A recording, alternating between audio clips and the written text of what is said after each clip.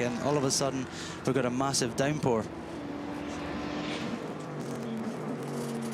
Just looking at the, as you say, that car 77 still leading the GT category, and he's got a few seconds advantage. The rear camera on the Porsche is a little dirty. Of course, the car 77 is Patrick Dempsey's car. Yeah. So a big fan favourite, and if they can pull off a big result here, it would be fantastic for them. I think even more impressive, you say it's an AM car rather than a Pro car as well, and I suspect the Pro car will be heading towards him and hunting him down now. Well, I imagine Patrick's been in the car now for 3.5 hours, so he's probably a bit tired, and he'll be getting out on the next stop, I would think, and perhaps they'll drop down the order a bit. You've got Christopher Nygaard, second place in Pro-Am in the Aston 98. Again, an experienced racer around here. He's been on the podium in, I think, GT1 in an Aston around here in 09, I think he did. So, you know, he's put in the laps around here, so he knows where he's going. You got the big glut of Pro GTs with Bergmeister leading against Milner, to Holzer, to Wielander, and then Bruno Senna in the 97 Aston. So, again, a close fight. They don't look like they're all that far apart either. No, not when you look at the gaps. No, they're kind of on the same bit of racetrack with small gaps in between them. But, as I say, Darren Turner started off in that car that Senna's taken over. So now we get to see Tom Milner right behind Bergmeister. So it's a proper battle for first place in Pro-Am, in Pro GT.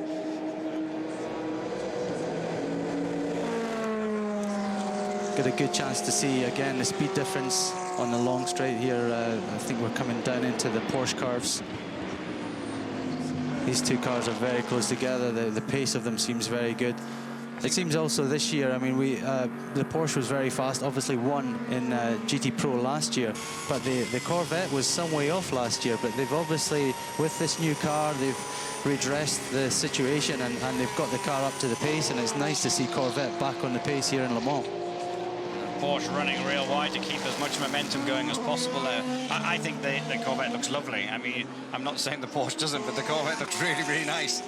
This slight redesign on it is... Yeah, I do. I like the new design of the car. And there they go past us. Virtually nothing between them. Now, as you said, when this car, the 77 car, of long pits, that's going to... because you look at that. You look at the pit stops. Long's only done 2 stops, whereas these guys have done 4. So... So it shows you that when the rain came down, Patrick stayed out. Yeah, and just stayed on the slicks. And that's helped him right at this moment in time, yeah. And he was helped by the safety car. And he was brave, I think, staying on the slicks in that rain. It was exactly, so deep yeah, with the water in the Mulsanne. There's our battle just going past us for P2. But Brundle still not got back past yet. He's waiting for his moment. So we've got at least 3 of the classes very close. First and second and 3 classes are all pretty close together. Now, just looking at it, while we were concentrating on the other 2 battles, Sarrazin has got past Hartley. Hartley is dropping, because Trullier has got past. Now, Hartley was up front only half a lap ago. So, I'm looking for kind of guidance on that one, if I'm really honest. I've not seen anything on the monitor. There's no marks, no notices up. So he's back in the lead again. He's back in the lead. Bizarre. I was wondering how we'd missed that. I was thinking, how's he dropped 2 places? We missed it. So a slight glitch. Sorry, Hartley fans. On our screens, he's back in the lead now. So Sarrazin, we knew he's quick, but we didn't expect him to be that quick. So well, we've got Ben Trullier now 5 seconds on that last lap. He pulled in Brendan Hartley. Again, could be traffic involved, but it just shows you the pace of the Audi is still there. Yes, Sarrazin 90 seconds down on the gap at the leader. And his last lap time, I don't think is correct on that thing. But here comes this battle. We've got one Porsche potentially getting a slipstream from another Porsche to help him along. That's the WeatherTech car that looks a bit like the factory cars. It looks similar. The WeatherTech car is the one that's now only got 2 drivers. That's right, yeah. I think, well, Jeroen Bleekemolen was at the wheel of that. He certainly started the race. Let's you got a picture of him before the start, looking fresh and relaxed, but he doubted he was going to stay like that for very long. Oh, that's it. They've got a long race ahead of them. He's through. So the Corvette just drives past on power. Big claps from the Chevy pit.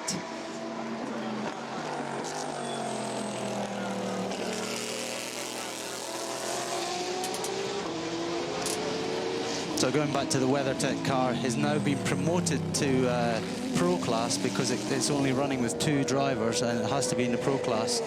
And Cooper McNeil at the wheel. So Cooper McNeil and Jeroen Bleekemolen have got to do the whole race together. So they're going to be on quite long stints, I imagine, in the night anyway. They'll certainly do probably 4-hour stints in the night and triple stints at the moment. And yeah, I'm going to go and say hello to them after the race. Hopefully they'll make it to the end of the race, and it'll be a major achievement if they do and they get through it all without any trouble. We've seen it, actually, I've seen earlier on from a blowout from that car as well, with a tyre blowout, so it did drop them down the order a bit. They're currently running 44th. Chevy's able to pull away the Corvette. It seems to have the legs on the Porsche at the moment.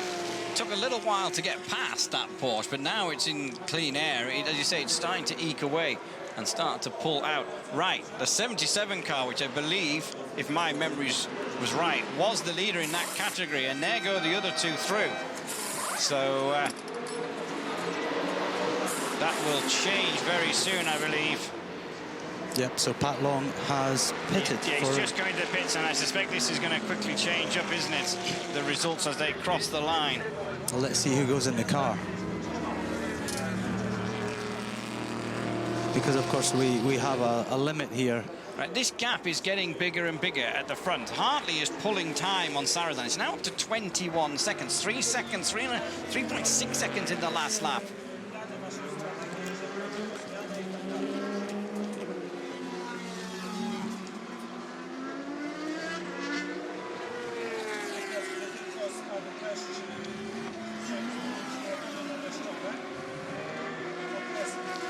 Okay, so that's the replay of the Corvette.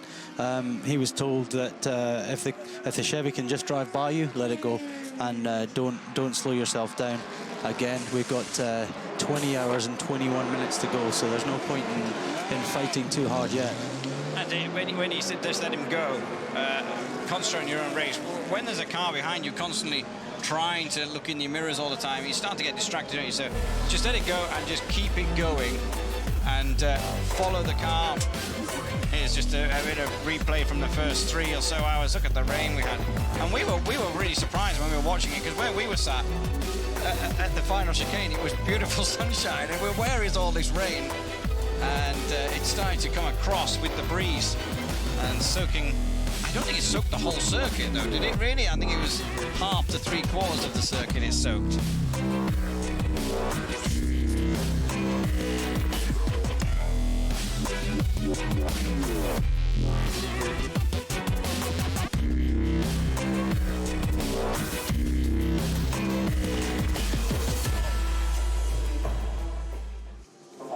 Someone already having a little sleep. They'll need to catch their sleep when they can.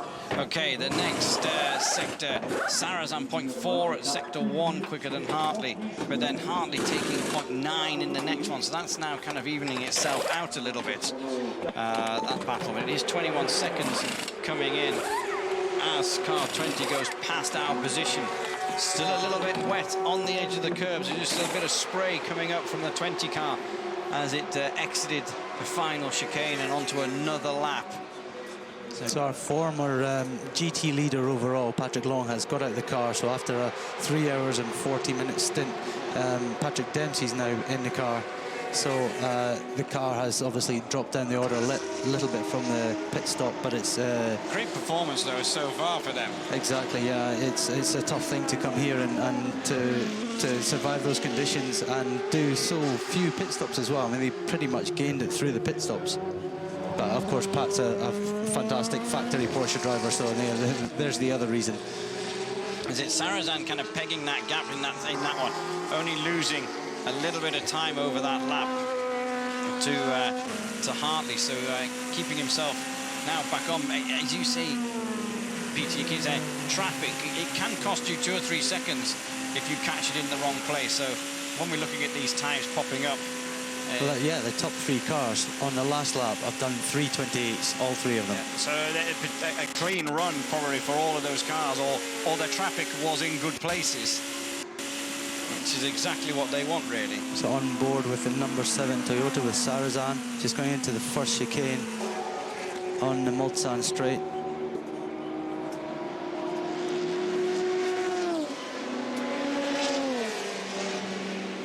There we go, there's the Patrick Dempsey car.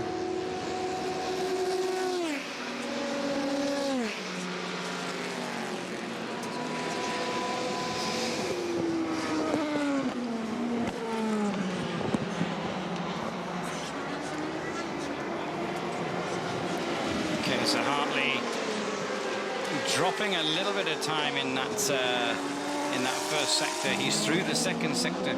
As we keep an eye on that, it's 20 seconds, just under 21 seconds going into that lap for that battle at the front. Truly down 52 seconds, but he was obviously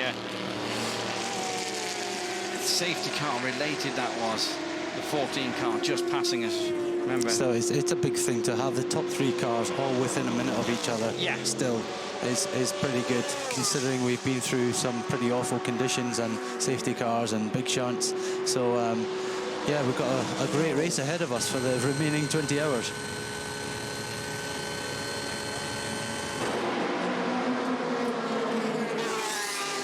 Yeah, you see these mechanics having a little rest, but as you pointed out earlier on in the warm-up, these guys didn't just start at 3 o'clock this afternoon. They were in at probably 6 this morning to make sure that the cars are ready for warm-up. And car 46 has just bumped into the rear end of car 43 at the final chicane. So no damage. They both got going, but just kind of that's bumped into the back of them. 4th and 5th place as we're looking at the Aston pit at the moment. Christian Poulsen. Don't like the look of their dinner. Not really sure what it is. Fernando Alonso now obviously gave us the start flag as he got to drive one of the old Ferraris around. I'm not really sure how he got here so quickly, because he tweeted yesterday he was finishing his 5-day bike ride around Canada, so an overnight flight or something like that. Now these are the 2 that have just bumped into each other in the final chicane. The 43 and the 46 car. Yeah, 4th and 5th in position, LMP2. I imagine Hirsch is not going to be so happy with getting that contact from behind. Nice draft past, really. So he's we've got is that Baddie going past Hirsch. So it looks like he's got the legs on him. He's able to pass him quite easily, and he's obviously caught him up. So he's going to draw away, gain a position. So I think potentially it was the 43 maybe just made a small mistake and just yeah, it could be that he just clipped the curve a bit heavy. That's it. So I don't think as the sun comes out, it's absolutely beautiful now. There's still a lot of cloud around, but those clouds aren't as menacing as what they were before. And as Bob pointed out, we've got a blow-up packet of chips opposite our thing, and that's our kind of weather radar and our wind radar. Windsock. Yeah. Windsock, yeah. Wind chip. It's not doing a wind chip. It's not doing very much at the minute. So what is around at the moment, hopefully will stay for a little bit. Back on board with a 20 car. Brendan Hartley at the wheel. He's certainly doing a good job, you know. I don't want to tempt fate or anything, but he's certainly on the pace of Sarthe and Trelaway. Yeah, he's got 20 on him, hasn't he? Two very experienced drivers, and he's matching their pace. Getting caught up in a little bit of traffic there. That's nice. The Ferrari's seen him and just pulled out of the way, let him go.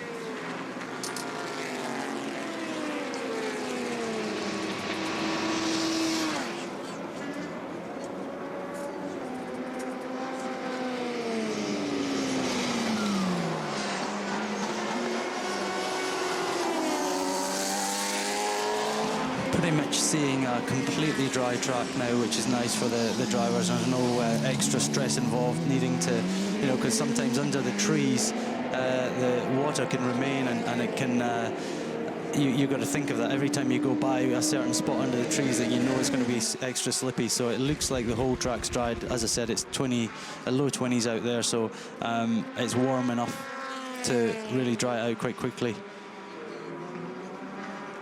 It is amazing how quickly it dries. I mean, on the straight it stayed a bit damp for quite a while because of the trees, and the water kind of like not able to get anywhere as the Ferris wheel spins slowly. Team radio.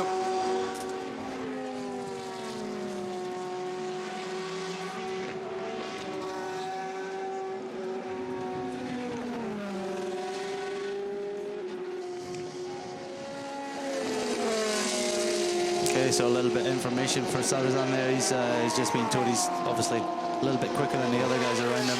It could have been, again, traffic, or because now we've got Hartley doing 3:27 crossing the line, and Sarthe doing a 3:27 as well. So they're on a very similar pace.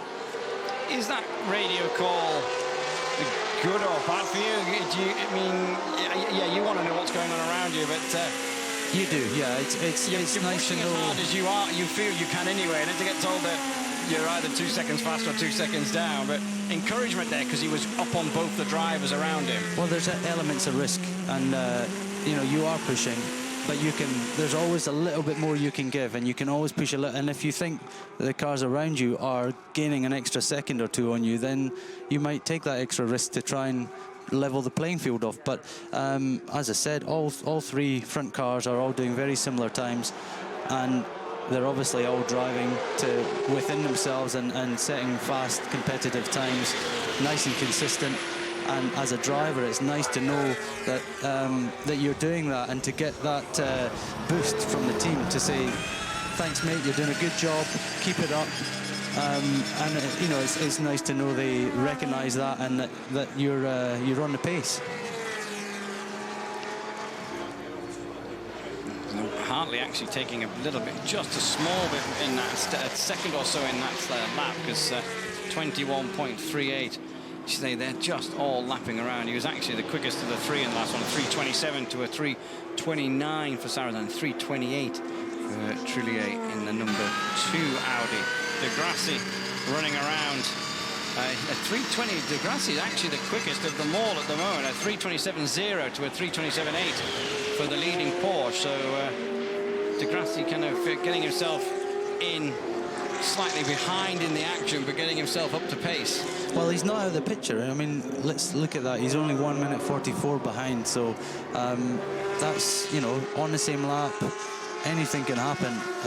He's just got to keep doing what he's doing, and all of a sudden there could be another safety car, and he might be bunched up behind them. And that's the other thing. He's got to try and close that gap as much as possible, because if he's 2 safety cars behind, he's going to lose more time. If he's 1 safety car behind, he loses less time. So we've got the 35 car into the pits now. So Alex Brundle into the pits. Looks like a scheduled stop. Just getting up to date with Twitter. Tom Christiansen saying it was a frustrating week, but a lot of character was built. The car is running well, and it's coming to us. So just what you were saying, they're not out of it. Absolutely not. We've seen many times as it unfolds through the night. You know, the big step is to make it through the night. Once you see daylight, you feel like you're halfway there. You're not. Well, you are over halfway, but psychologically it's even more than that, you feel like you're almost there. But when's it going to get light around here? Probably, what, 6 o'clock or 5 o'clock? Yeah, I think. And so you've still got quite a few hours to go till the end of the race, but it feels like you've kind of taken a big chunk out of it and that you're almost there. I'm sure that you'll know more than me. There's a lot of water coming from the roof of our building. It is just coming off the roof of our...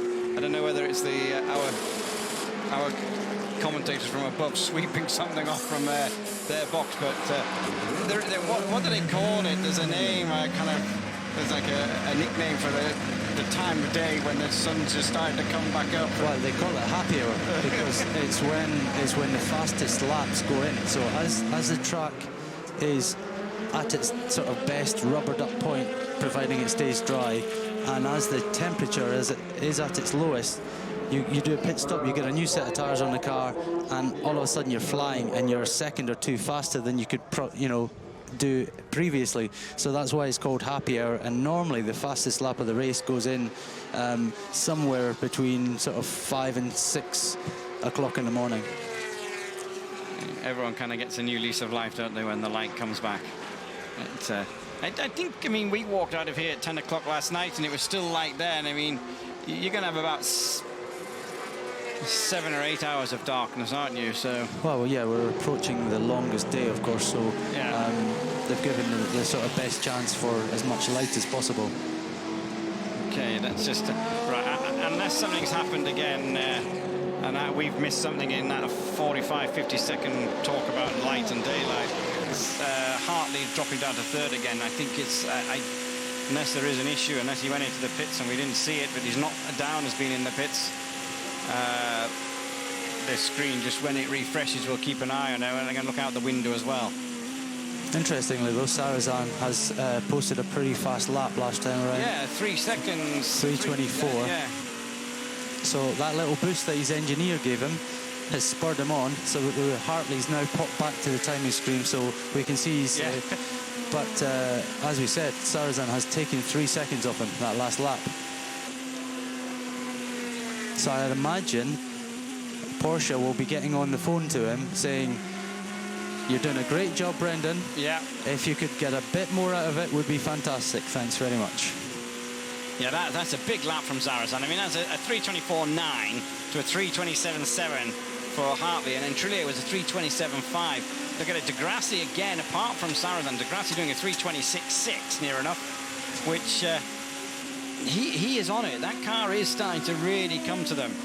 And the Brundle car, as we know, because he's just been into the pits, that's his 5th stop. He's the first one in P2 to stop twice. So that's he's dropped down to 4th from 2nd. And that's nothing to be concerned about for Brundle fans, because the others will do their pit stops shortly. Now, we're going to look at... I'm going to look at very quickly the Pro Battle, which car 74, which is Tommy Milner, who is out front in that one. Now he has... So we saw the overtaking manoeuvre. Since then, he's pulled out 8 seconds. Yeah, he's pulled out a bit, considering what it was. And this is actually the 2nd place car now. Yeah, 7.9. The interesting thing, you know, every car has its... a lot of these cars obviously on the same tyre, Michelin generally, especially in GT Pro. There's different choice of tyres. There's soft, there's medium. That will be... Obviously there's wet as well, should it be wet, but there's a temperature change point where if it's cool enough, you go on the soft tyres. So certainly in the night, everyone will be on soft tyres. If the track temperature is somewhere above 25 degrees, which I'm sure it is right now, they should all be on medium, but some cars are easier on tyres than other cars, so maybe they can stretch it a bit. Maybe if it's 27 degrees on track, they could maybe still use a soft tyre rather than putting the medium on, which would give them a performance advantage. So I'm not saying that's what the Chevy's done, but they certainly, at the moment, have the legs on the Porsche.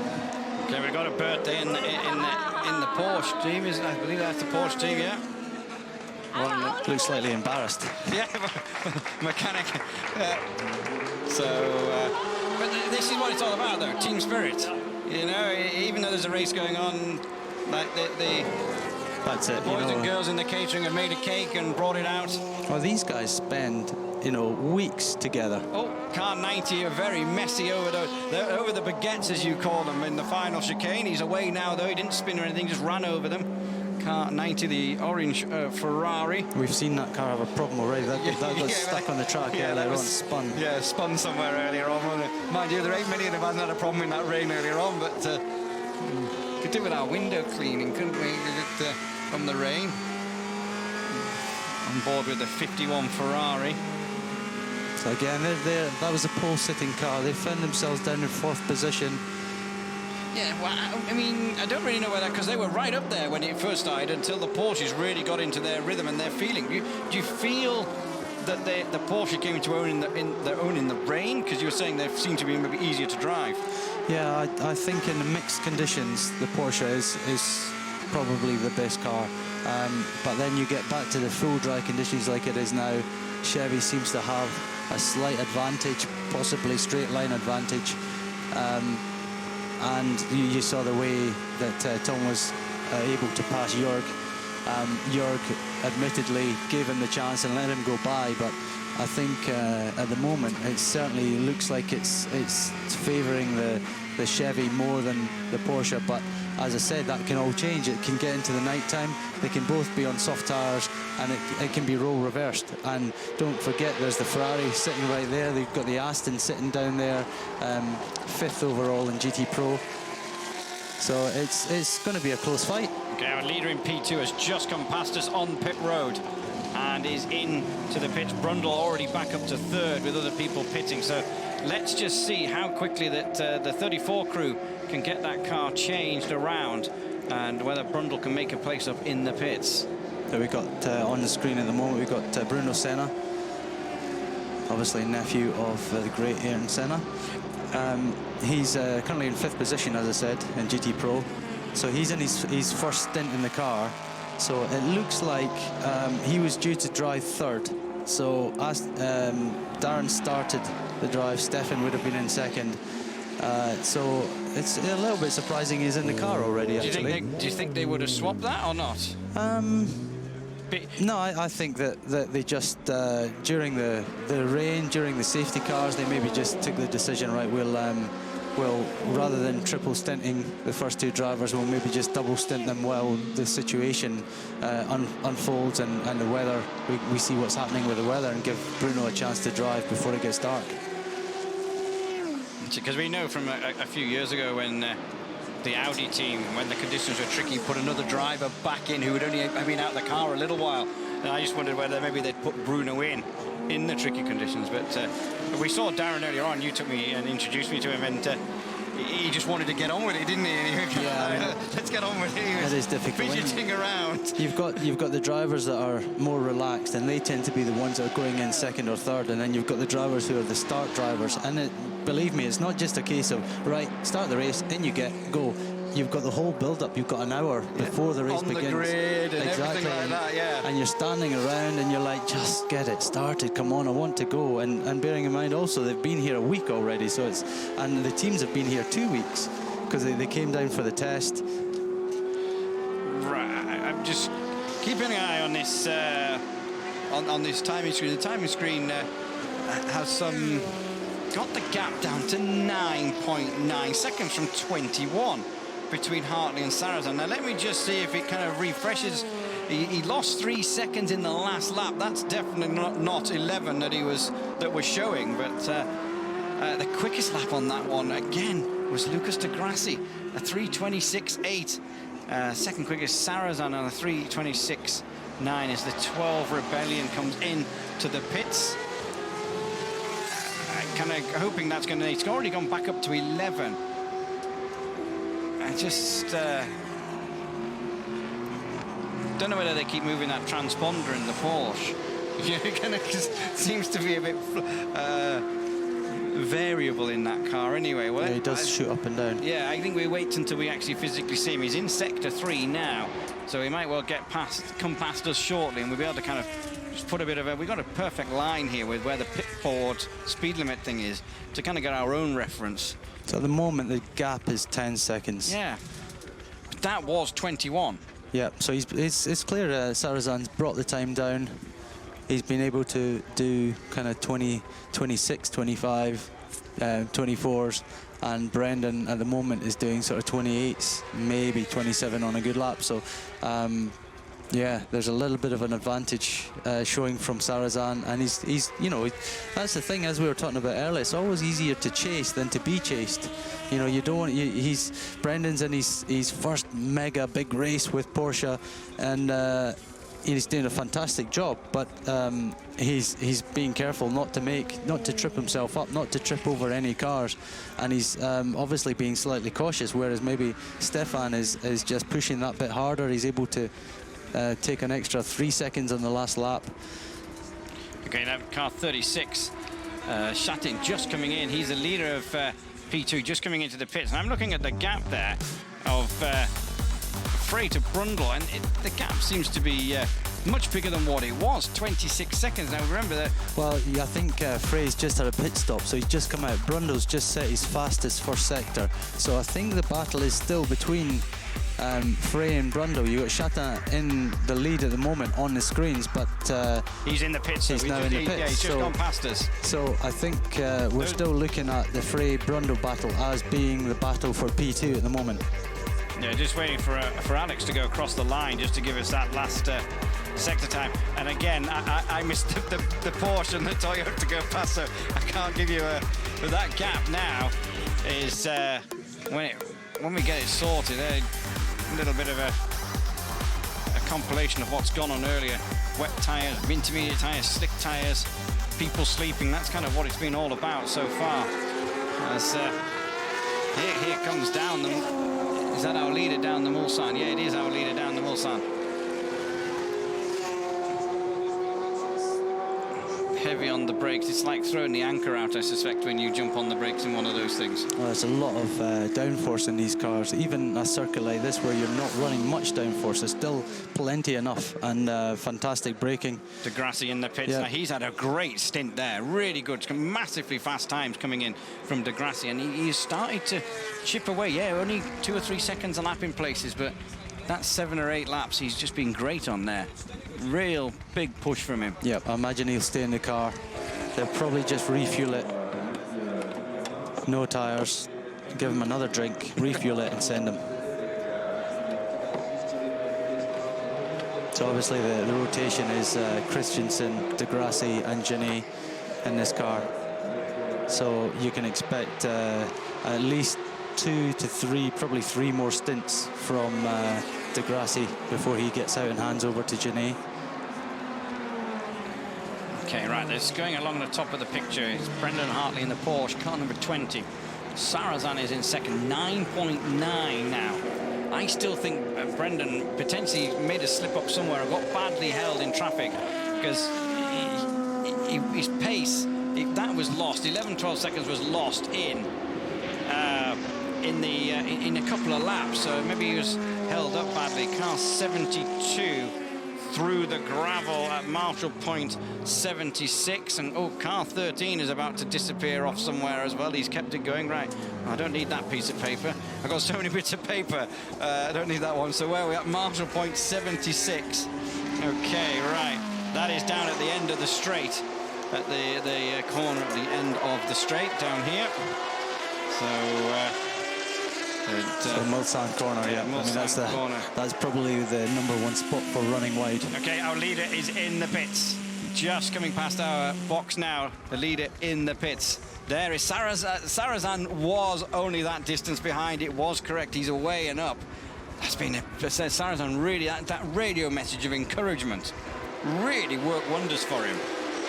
Well, I think it's one of the things. I think he was on it anyway, but just that little bit of encouragement. You are doing the right thing. You are going well. Keep it going. Keep it going. Just that, you know, Okay, what's going on here? Right, I talked to you about this earlier on. So they're just taking a tear off. There's got several tear offs on the windscreen there. Obviously, they get a bit mud, a bit oily, and pick up flies and all sorts on there. And they might clean them for the first couple of stops, but then they'll decide, okay, that one needs to come off now. So they're going to have, I don't know, probably about 20 on there. Because they've got to be able to be sure that the driver's got a clean vision. You say, okay, the number 2 car has gone past also the 20 car. It hasn't registered quite yet, but the number 2 Audi is past, and it is now registering. So that gap between Sarthe and Trillier, 33.753 after 56 laps. And trying to work out the hours there. Nearly 5 hours. I think I'm right in saying that. So 4 hours. Yeah, 4 hours. Something like that. Coming up. Imagine what you're going to be like in about 12 hours. Yeah. Be a bit battered, I think, won't we? But so Hartley out, obviously on a different. None of them now. None of the top 4 cars are really anywhere near each other on strategy, are they? They're not kind of pitting under one after the other or on the same lap. They are quite spaced out. And this game of cat and mouse, regarding obviously depending on safety cars, could well last for the rest of the race, the next 20 odd hours. I think we're seeing here on the monitor, you're seeing the 2 cars through this same corner, and the movement in the Porsche seems to be a lot more. The Toyota seems to the damping of the car seems to be greater. The Porsche is bouncing a bit more, which obviously when you're touching the curbs like that makes quite a difference. And if you're driving the car, the less the less bouncing, the better.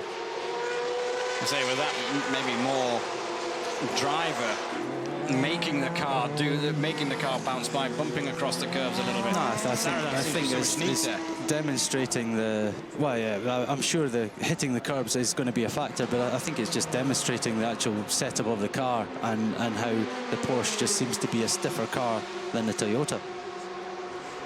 Now the new rules for this year, as we see that windscreen being cleaned on the 14 car, more peripheral vision in these new LMP1 cars for this season. Windscreen going a bit further around. What made me kind of bring that up was the mechanic cleaning the window right on the edge, so that not just what is in front of the driver, the whole arc of it. That was a quick stop. And back out.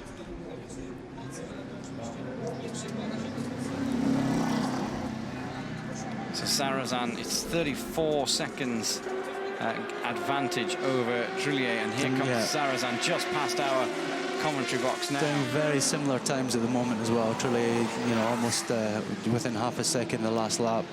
Sarrazin just crossed the line in a 3:26.1. Trailaway will be here in how long? It was 33 or something, wasn't it? So it's 33 seconds. He's if we look out the window and we keep an eye out for him to be, there's a rebellion, and here he is now behind the rebellion, the 13 rebellion. They were unfortunate with the safety car. I guess, as we said, they would have been right up. Those two would have been at it, hammer and tongs right now. Yeah, and Trillier is within 1/10 of Sarrazin on that last lap. So it just shows you they are lapping very similarly. Brendan Hartley back out the pits now, same tyres, full fuel load. So we're waiting for his 54.7 down. Yellow flag at Marshall point 42, which is the first chicane. So somebody had a little misdemeanor somewhere in the first chicane. Car 43's in the gravel. Okay, car 43. It's a Christian Clean car. I'm not really sure who's in it at the moment. Car 43. That's there it is there. He was 5th in the P2 category. And Gary, how is that pronounced? Hirsch. Gary Hirsch in the gravel in the first chicane. Yeah, he'd just done his fastest first sector as well, so he was obviously pushing hard and pushing slightly too hard, it looks like. Shame for him because they were running well. Starting to drop down the order now. Jay Brundle is really starting to come down on that gap. I don't know, he's 6 seconds quicker on the previous lap than the guy he's trying to chase. So that, again, that could be traffic. As the 97 car, every time I seem to look up, there's an Aston Martin coming into the pits. I'm not really sure why, but I know there's a few of them. One less than there should have been. The 99 car not starting through an accident. Yeah, so car 34, Michel Fry, is still in the lead of P2 with Alex Brundle second place. So again, we've seen the battle from them already before the last pit stop. So they've got a car stopped. Is that a 52? Is that the Ram car? It's a Ferrari. That looks like a... Yeah, the Ram Racing 52.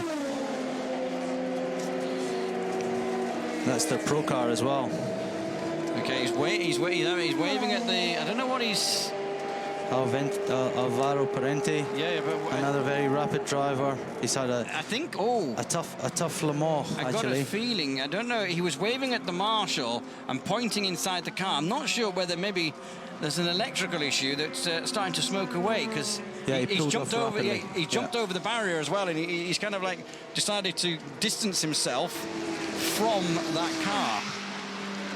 Of course, Alvaro has had a pretty large shunt just a couple of days ago, and they spent a lot of time rebuilding that car and got it back out there. Marshall .100.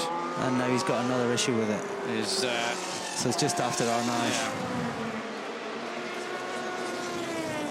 So, but yeah, he just seemed to kind of like get out quite quickly, point, and then jump over the wall. Generally speaking, you do that when the car's on fire. Yeah. He was like, right, I'm going to distance myself from this now. So, yeah, you can see the smoke now.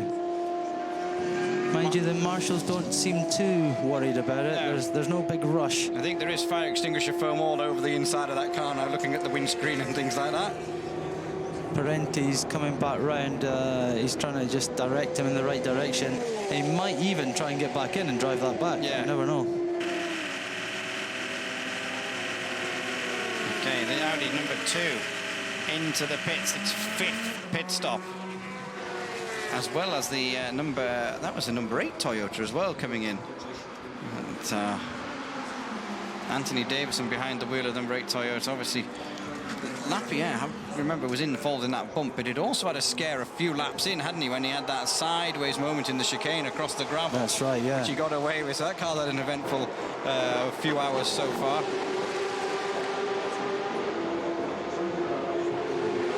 Told me, the first caption I thought told me that Davison was in the car, but that's not Davison's crash helmet with the red bull. It looks like Buemi's. Yeah, it looks like Buemi's crash helmet. Let's have a look down the timing order. So, just going off the crash helmet there with the Red Bull on there. Yeah, so it is Buemi down in 36th place, but still running many laps down.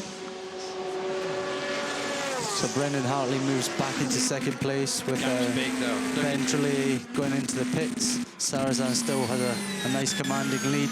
Last lap, 3:26.3 from Sarrazin and a 3:31 from Hartley. So he's pulling a gap. The Toyota is living up to its hype at the moment. I think everyone thought coming into this race that it was going to be the clear favourite. So far so good for them. Okay, the second in the GT Pro category just coming into the pits. The 91 car just came past us into the pits. Bergmeister, another very experienced GT driver, fantastic driver, good guy, raced all over the world, mainly racing in the States and now in the World Endurance Championship. And also same lap, the leader car 74, Tom Milner. So yeah, it's funny that they're both on the same sequence. After all that's happened, they're both on the same lap, same sequence. Get a chance to see who's the quicker out. I think it's going to cross the line and give us a time. Or maybe not. Yes. Oh, yes. A 103 from the Chevy. We'll see what... we're not going to see what the Porsche does. I'm going to just keep an eye on... Brundle now got that gap down to just over 9 seconds for the P2 battle. That's actually 6th and 7th overall as well. But so it shows you how close it is back in GT, because Holzer now takes the lead in the 92 Porsche. Obviously yet to stop, but yeah, it's very clear that the two Porsches are front-running cars. There's an Aston Martin just about to go over the line, and I don't know whether there was some. He's either been right on the outside of that curb at the final exit, or there was fluid leaking out of what would be the left-hand side of the car. There seemed to be a huge trail of stuff coming out of the rear of it. But, I mean, you would think the curves would be dry by now. I mean, not sure. You need to kind of watch out for when he comes back round, just to keep an eye on that. So the 7 Toyota now. So our leader. Pit stop. Okay, so what the gap was a minute between him and Hartley, the first and second. Here comes Hartley now into the final section of the lap. The Toyota is already on its way, but that'll give us a bit more of an encouraging gap anyway to fight for. And the Toyota is slightly quicker in the pits as well. Okay, so they've near enough can see each other. Well, Stefan won't be looking backwards, but Brendan might be able to see him on the straight in the distance. Well, that's it. I imagine Porsche should be on the radio now, saying, telling him where the leader is and what he needs to do to catch him. Seeing the onboard from the Porsche now. Nice wide line over the curb. Flat out down the straight now.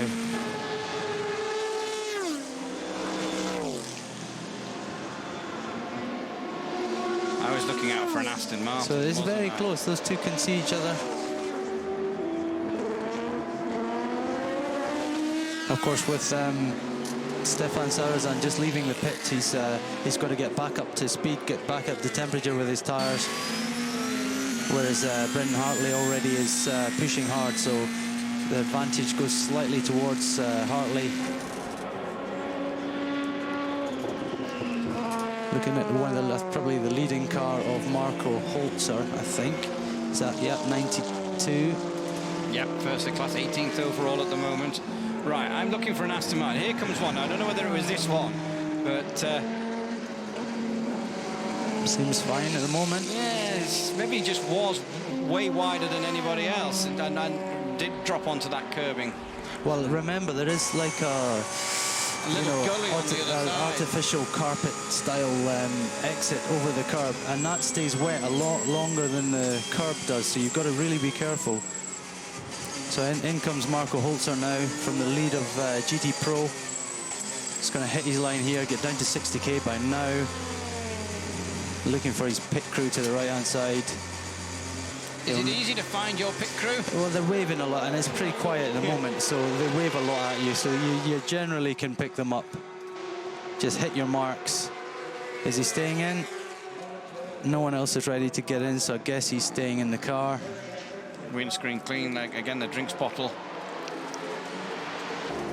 Yeah, they're refueling the car at the moment, and they're allowed to clean the windscreen and work on the car, and then they get back, the refueler gets back out of the way, and then they start the tyre change. If they do a tyre change, then it could be that they're going to keep the same tyres. 98. Yep, same tyres, off they go. So again, it's a lot easier, a lot simpler just to keep the same driver in, not have a driver change during a fuel-only change. And we've got 92 coming down the pit lane. 91 is just coming past us now, so he'll be coming down the pit straight. Of course, that's the Aston is just about to cross the line. Again, it was doing it, and he doesn't look any wide. I think it was the 97 car. Is that just about the Senna car? Is he probably has just completed his lap? I need to keep an eye on that one. I have to kind of remember when he's coming round. So the Corvette, 4 minutes time. Yeah, exactly. I need to keep an eye on my watch. Look at the Corvette of Milner back in the lead now in the GT Pro class, with Villander now up to second place. So, and actually Nygaard, who's just pitted, dropping down the order, he was up there in top 3 as well in the GT Am class car. So it's all very close in GT at the moment. So here comes Hartley. He's diving through the traffic, just down the inside of the 57. the Chrome car. Is that Tracy driving? Yeah, I'm not sure. Let's have a look and see if that's Tracy in the car now. Brundle's got the gap down to just over 6 seconds as well. Yeah, Tracy Crone in the 57 green machine, a regular here at Le Mans. In the green machine. Here's the Toyota on its way, blue flags waving. You know, Brendan's catching him. He's catching him because of traffic. Yeah, we haven't. But psychologically, that's what, you know what I mean. You're starting to get. He was down to. It was 5. It's now 3.5 for the sake of 2 thousandths. As I said, he's quicker. Hartley's quicker through the first sector. It's taking Sarrazin. He's just come out of the pits. He's just building back up again. He's got a full tank of fuel again. He's got to readjust to how the car feels, because the difference between the car with a full tank and an empty tank is massive. You know, all of a sudden you've got to brake just a couple of meters area, and you can't carry as much speed through the corner because the car just can't handle it. So it's just a case of readjusting to the full fuel tanks and getting back on it. Hartley in the distance just back there. He's got to pass the... He's not going to get that Aston. I think that's the Senna Aston, which is because he was around the Porsche when he came past here. And from the lap times, Bruno is doing a pretty good job in that car. He's certainly on the pace of the front-running cars. They've dropped back a bit during the safety cars and during the rain, but he's certainly on the pace of the front-running cars, which is a good thing for the Aston, because it can all change very quickly.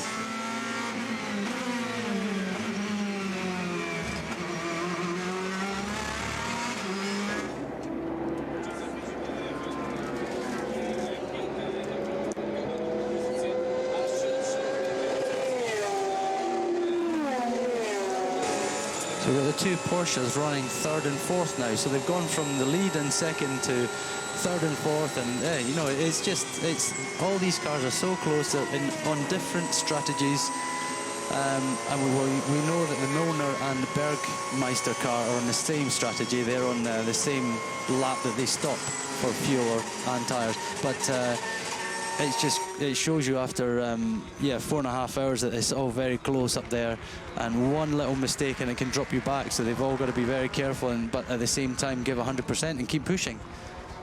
Milner now does a 358.5. Okay, right. I reckon this Aston Martin I want to have a look at is in this gaggle of cars somewhere, because that's our the leader's away, and there is the second place car. Now here comes this Aston. Now, if this is the one. That's Bruno Senna. As he exits, you see this? I do see what you mean. That is just a curbing, hopefully. I think he's just touching this green artificial grass. That's good then. And it's still wet.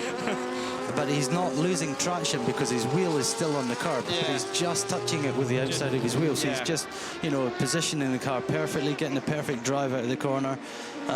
His lap time this time, it's identical to the leader pretty much. So Milner and Senna doing the same times. The Porsche's behind Bergmeister a couple of seconds slower than Milner. Vilander on a 359, Milner on a 358. So it's you know, all the front cars are doing, you know, a pretty good job. They're all in the same within a couple of seconds of each other. Sarrazan's dealing with that traffic far better than Hartley on those last couple of laps. Yep, he's eked out another gap. He gave himself an extra 4 seconds on that last lap, so he's down to a 328 on the last lap. Hartley 332. So it's I think Stefan's found his head again with the car, and he's back on top of it, and he's looking, you know, he's pushing for his next stint.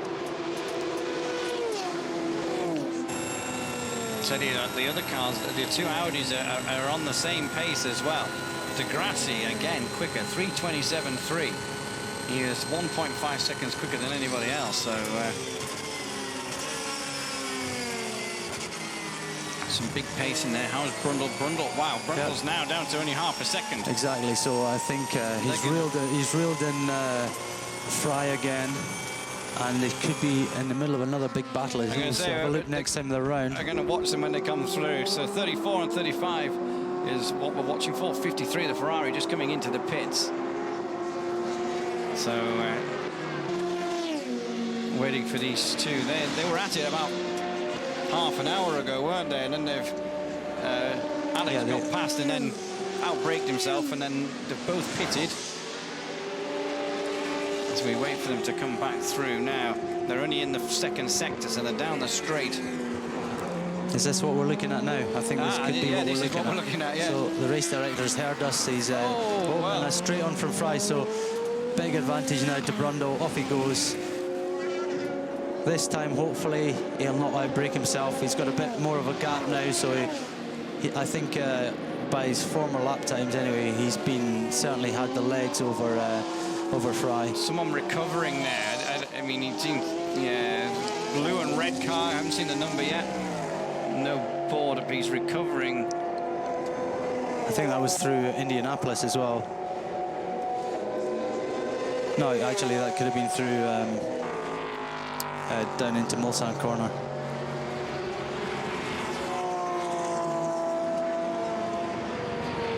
No, I was right the first time. It was in Indianapolis. So now they're into the Porsche curves. The two Porsches in the Porsche curves. Flat left. Just a small lift for this left. Careful of the runoff on the right. Quick through here. Then the road goes off camber, so it's a tricky one, this one. And then you run out wide over the curb, using all the road. P2 car coming by now, flat out kink. And something even quicker behind. I suspect an Audi. Yeah, it was a number 2 car, because they're all in here now with us. You've got to be good at overtaking, haven't you, in one of those P1 cars. I'm trying to remember what Anthony Davis... Now, you see there, he was in the gravel. I still haven't worked out who it was, to be fair. It's on the exit to Indianapolis. I'm going to look at our scorecards. Potentially, with those colour schemes, it could have been the 27 car. Not sure, not saying it was, but... We're going to see another off here, the 35 car. So, is that Alex Brundle? Yeah, this is Alex Brundle's car. Replay of something. I think that was the onboard, yes, that was the onboard. That was just before Alex passed Fry down the straight line. Okay. So Alex is now in the lead safely and should have a little bit of a gap to... yeah, he's got 4-second gap back to Michel Fry.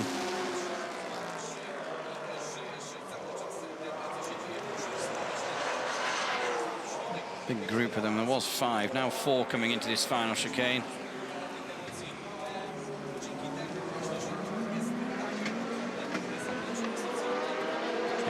That's Brundle. He's got quite a big gap now, hasn't he? There, he has. He's got in a little bit of traffic, but but it was a good lap from Alex there, because he's taken quite a bit of time in there then. Yeah, I think somewhere along the line he's passed the other prototype there. The blue one of the 29, so the 43 car. Now the 43 car, if I look through my notes, I'm sure oh no, I'm going to say I thought I had the 43 car in my notes as having a drama earlier on, but... Yes, he did have a drama. He did have a drama. That's Gary Hirsch. Yeah, so, mind you, there ain't many people I've got not on my notes having not had a drama, so, with that rain earlier on. So Sarrazin now up to 9.5 seconds from Hartley. And the Audi number 2, again, they had a bad lap there, the Audi number 2, a 3:31 to a 3:27 for Sarrazin. But look at the number 1 Audi, De Grassi, a 3:28. He's there again.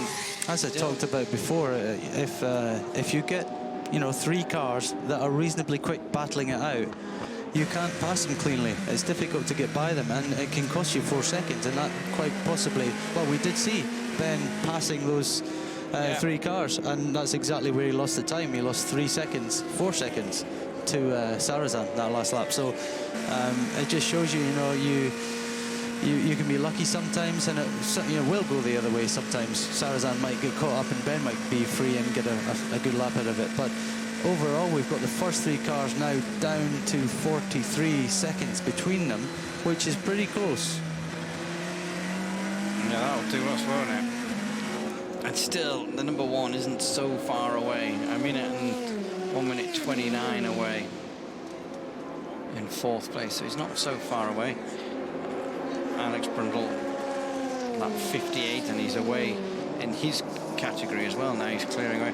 That's Milner is still leading the Pro GT category. Yeah, the Pro GTs seem to have settled themselves down a bit, and the AM cars have... He's got a problem here, got it with a blue smoke. Bit of smoke off the 29 Morgan. Yes, the tyre doesn't look flat. I mean, wheel bearing. So, Roussel at the wheel. It's something, white flags for a slow-moving car.